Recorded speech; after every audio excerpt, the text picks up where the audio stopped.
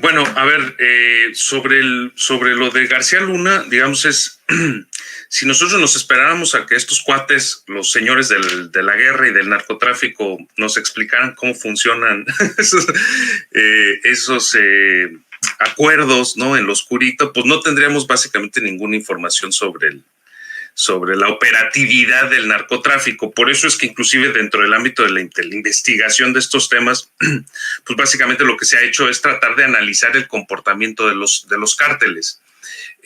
Cuando uno analiza el comportamiento y las trayectorias, las rutinas de los cárteles, pues uno descubre que se comporta como el Estado. Es decir, que es monopólico, que, o sea, nunca cohabitan dos organizaciones criminales de manera pacífica en un territorio, es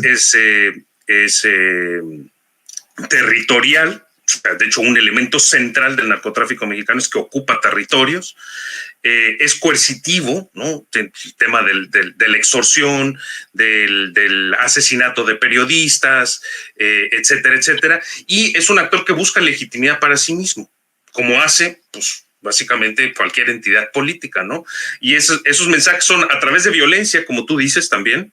O sea, hay mucho mensaje de violencia, pero también hay otras modalidades de comunicación con el público, ¿no? O sea, desde los blogs, las narcomantas, etcétera, etcétera. Entonces, yo creo que es a partir de ese seguimiento de las rutinas de los cárteles que uno puede, pues, llegar a esas conclusiones. Pues, o sea, si se comporta como el Estado, si no imita esos atributos que en teoría son exclusivos de los actores políticos, pues es porque evidentemente está enquistado en las estructuras políticas del país. Ahora, ¿cómo funcionan ya, digamos, esos entretejes internos? Sí, o sea, me parece que sí sería importante. Ya se ha hecho, ya hay algunos esfuerzos. Ahí está el texto del compañero periodista Francisco Cruz de García Luna, pero es muy difícil porque básicamente las instancias fundamentales digamos, de cualquier actividad delictiva, pero especialmente de narcotráfico, pues discurren en la más férrea clandestinidad. Es decir, nosotros no tenemos acceso a esos momentos y hay pactos mafiosos entre los actores para que no se divulguen. Entonces, pero lo que sí sabemos es eso, ¿no? O sea, había un pacto nacional, como tú bien señalas, con el crimen organizado. Está ampliamente documentado que detrás del ejército estaba siempre el cártel de Sinaloa o Jalisco Nueva Generación en los años de Felipe Calderón. Y también tenemos muy claro que en el presente las organizaciones están más bien apostando a una modalidad de organización, si tú quieres, un poco más horizontal, ¿no? Menos vertical, estableciendo más bien acuerdos o pactos a nivel local, estatal o municipal, lo cual pues evidentemente es un avance. Pero lo cierto es que, como ya te decía, van a haber reacomodos. O sea, las organizaciones criminales, insisto, dejaron el territorio sembrado de organizaciones criminales y de cárteles del narcotráfico. O sea, no desaparecen así por decreto, por buena voluntad, ¿sí? Claro. Ha sido un proceso larguísimo de muchos años para la conformación de esas organizaciones y por consiguiente el proceso para conseguir desterrar a esas organizaciones, sobre todo del ámbito de la vida pública y de la política de nuestro país, pues va a ser igualmente un proceso infelizmente largo, ¿no? Ahora, yo creo que esto tiene que estar definitivamente plantado en el plan nacional, en el plan de gobierno de la próxima presidenta, porque, pues, recuerdo que lo llegamos a plantear alguna vez aquí en tu programa, ¿no? Lo cierto es que, digamos, los índices de violencia siguen altos, la inseguridad sigue siendo un problema fundamental, y lo que nosotros vimos, por ejemplo, en otros países, en el sur, sobre todo, es que muchos de estos gobiernos progresistas llegaban, digamos, conquistaron el poder político a partir de dos propuestas esenciales, ¿no? O sea, erradicación de la corrupción y erradicación de la violencia e inseguridad. Pues somos el continente más inseguro. O sea, de las 50 ciudades más violentas del mundo, creo que 49 están en América Latina. O sea, es una cosa así absurda, ¿no? Entonces, aquí ya hemos advertido que, bueno, si los gobiernos de la 4T no conseguimos combatir exitosamente esos dos flagelos, la corrupción, vamos en muy buen camino, ¿no? Yo arguiría, pero en materia de violencia e inseguridad no es tan exitosa esa agenda por las razones que ya hemos esgrimido, pero esos votos pueden emigrar a la extrema derecha, ¿no? Como pasó, sí, digamos, en Brasil, O si tú quieres, de manera diferente en Argentina, ya no era el problema de la violencia e inseguridad, ahí el problema de la inflación y la devaluación de la moneda. Entonces, los gobiernos progresistas no consiguieron, ¿no?, contener eficazmente esa inflación y la devaluación, y bueno, pues ahí tienes el ascenso de una figura como Milei. Entonces, esas son cuentas pendientes, ¿no? Y es en esas cuentas pendientes, si tú quieres, es donde se infiltra la derecha, ¿sí?, y sus medios de comunicación para envenenar a la opinión pública, ¿no? A ver, entonces, crimen organizado, para el segundo postulado, ya ir terminando, sí está presionando para regresar al pacto social, y cuáles son los mensajes que está mandando con esta violencia, sobre todo en esta coyuntura, que como tú bien apuntas, pues es una coyuntura muy apropiada para esta violencia por lo que se juega, ¿no? Tanto electoralmente, estamos hablando de la elección más grande de la historia de nuestro país, ¿no? Claro, bueno, lo que pasa es que la guerra muchas veces es justamente por conseguir el monopolio de la protección del Estado, ¿sí? Entonces, los cárteles evidentemente lanzan esos mensajes, ¿no?, a través de la violencia, porque evidentemente hay una intención de ganar, ¿no?, esa protección del Estado, ganarle a sus rivales, adversarios, esa protección monopólica del Estado Nacional. Ahora, no lo tienen en el presente como, digamos, en relación con el centro de poder y autoridad nacionales, pero evidentemente pues todos apuntan a tener ese padrinazgo, ese cobijo, y más bien aquí lo que yo querría destacar es las señales que manda la oposición al narcotráfico. Uno dice, oye, las señales que manda el narcotráfico para pues, recuperar terreno, recuperar los espacios que tradicionalmente ocupó en el régimen, en los gobiernos del pasado. Pero aquí lo que tenemos que analizar es los mensajes que manda también la oposición. ¿Quién están proponiendo como secretario de Seguridad Pública? ¿Quién es el asesor, especialista, consultor del equipo de Xóchitl Gálvez en materia de seguridad? Francisco Cabeza de Vaca. O sea, es un narcotraficante. ¿Sí? Entonces aquí lo que nosotros, o sea, ya ni siquiera es el narco, o sea, sí, evidentemente hay muchas veces esas expresiones de violencia son eso, una modalidad de comunicación con el público y con actores políticos y con actores estratégicos, pero también lo tenemos que ver desde la otra perspectiva. O sea, la oposición claramente está mandando a este personaje para decirles, para mandar ese mensaje al narcotráfico, a sus bases sociales, de que allí sí tienen entrada en el pacto nacional con ellos. Claro. Sí, o sea, está clarísimo. Por eso siempre vas a ver en el panismo, sobre todo, narcotraficantes, digamos, al frente del, digamos, capitaneando o encabezando la seguridad, ¿no? Pues de ese bloque, ¿no? Que conocemos más o menos genéricamente como el bloque conservador.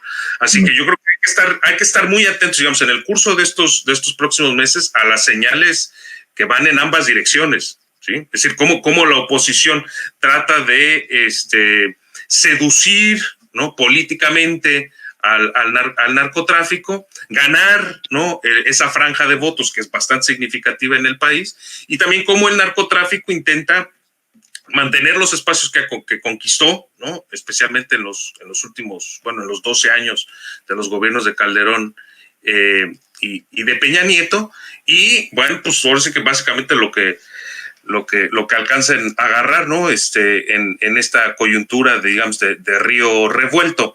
Sí es importante entender es que, digamos, la estructura del narcotráfico, la anatomía del narcotráfico ha mudado muy significativamente.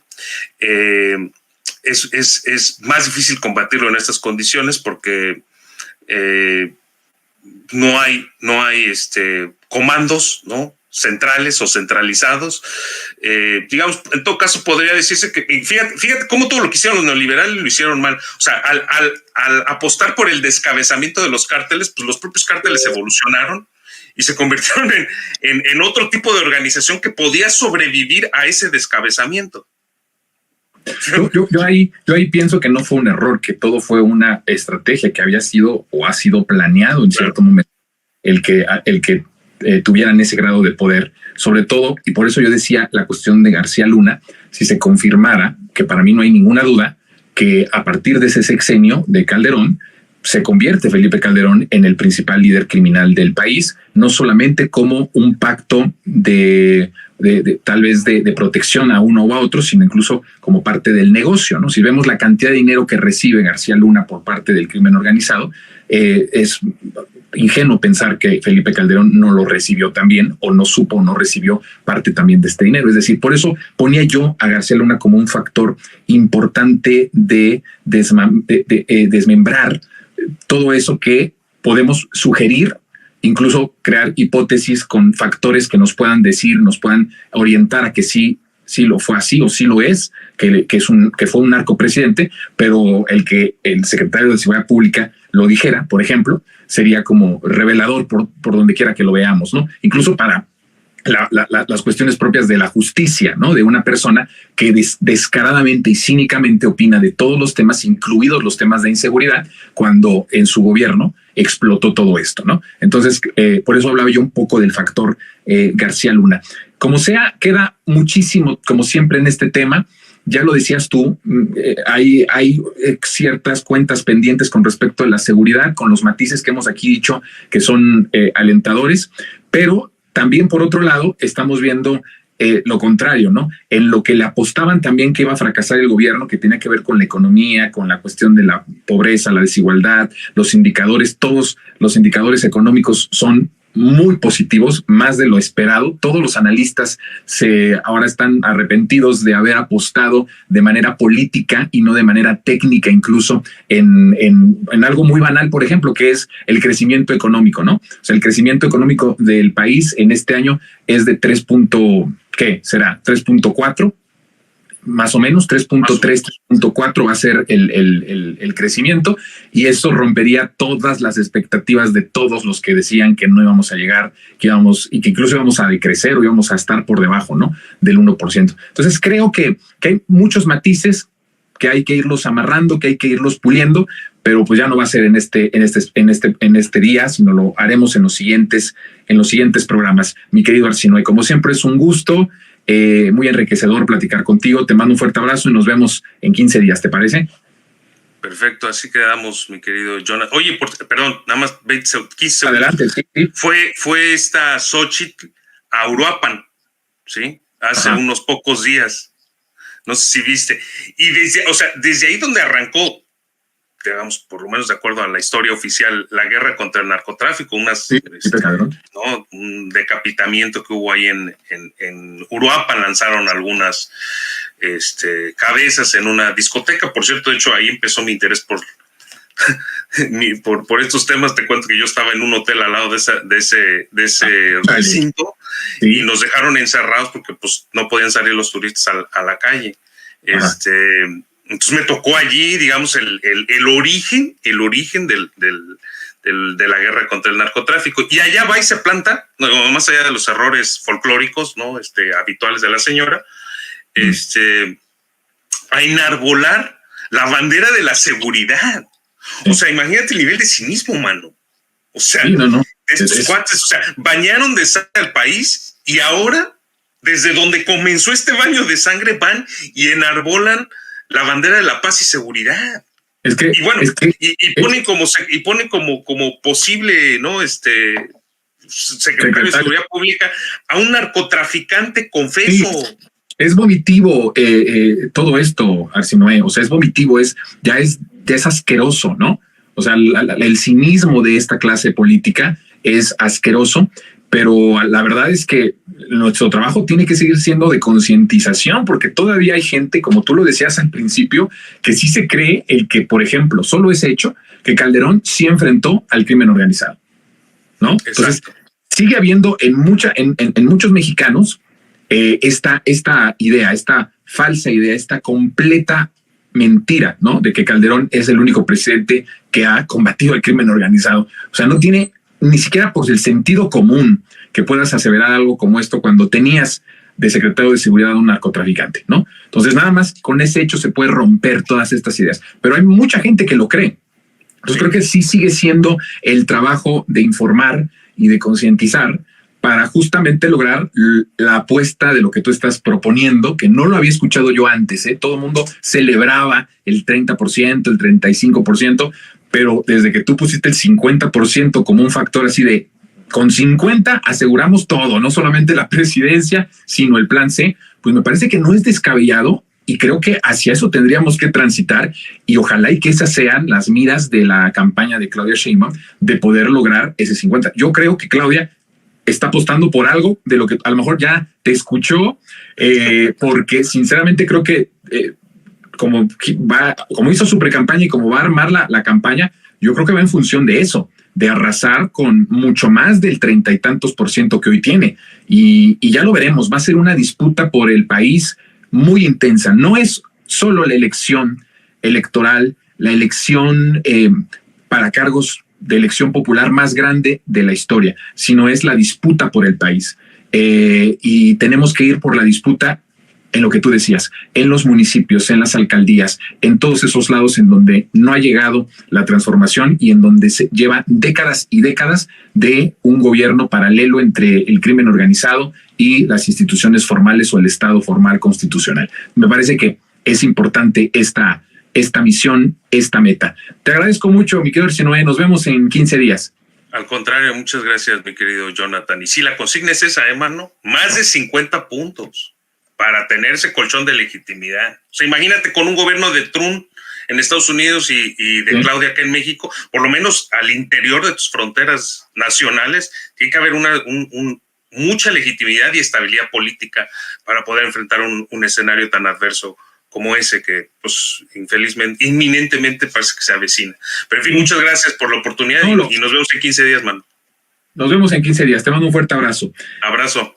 Arsinoe Orihuela, como siempre, mucho gusto.